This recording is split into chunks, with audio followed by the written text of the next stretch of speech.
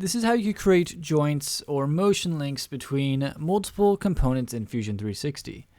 So let's go ahead and create a gear. So I'm going to go to add-ins over here, and then for some reason it popped up over there and it's all small. Okay, so go to spur gear, click run. Now I'm going to set the module to 1.5. I like to use that for 3D printing, 32, backlash. None of this really matters too much. Except for the hole diameter, I'll create 8.6 millimeter hole, and the gear thickness will be 10. Okay, so there's our basic spur gear. And when you create a spur gear, it is a component. See right here. So let's go ahead and create a something for the axle. So I'll go to solid, create cylinder, and now I'll use that top surface, and then just create a 8 millimeter axle.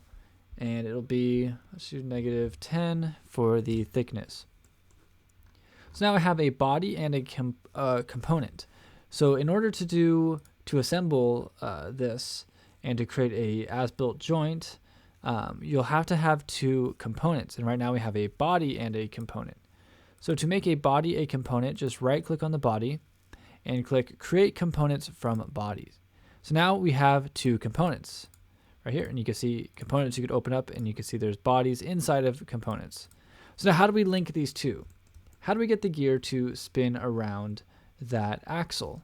If I try to move the gear now, it just, I could freely move the gear. And I'll set, go to revert position to where it was before. So let's go ahead and create a rotating joint here.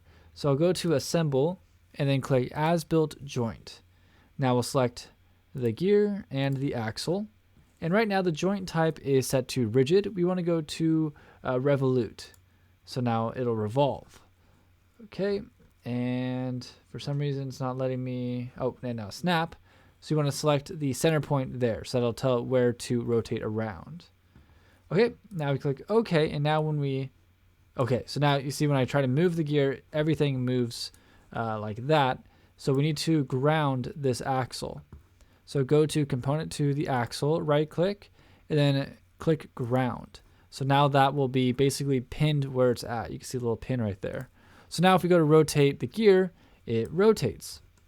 Okay, so now let's say we want to, well, that's the basics, but let's say we want to go one step further and have two gears mesh with one another.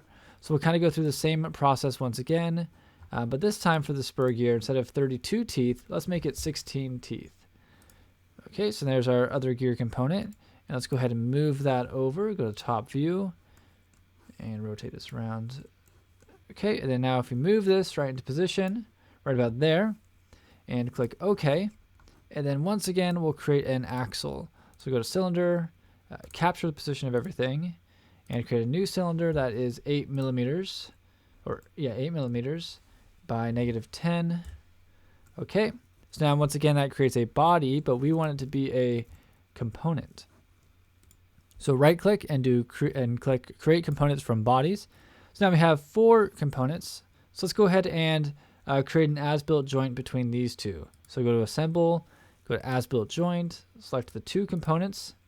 This time it automatically is set to revolute, and that's exactly what we want. And go ahead and snap it to the center there. There's the preview, so that looks great. And then click OK. So now once again we have to ground the axle. So go to the axle, right click, and then go to ground. Okay, so now when I spin this, you'll notice that nothing's happening. We have to create what's called a motion link. Okay, so I'll capture the position of everything, and then we can select this joint and this joint. And now you'll see it gives us a preview, but that's not what we want. Right now we have a 2-to-1 gear ratio, so this gear will have to spin twice as fast as the other one in the opposite direction. So to do that, we'll set the angle to -180. Okay, but we don't that actually, so I'll go back, it's the other way around. This one will be -180. Oops, -180. There we go. So now you can see they're meshed perfectly. So this one's going half the speed in the opposite direction, and that one's going regular speed in regular direction.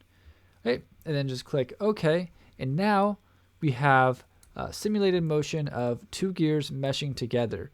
And this is much better than doing something like enabling contact sets, which kind of does all the calculations for you.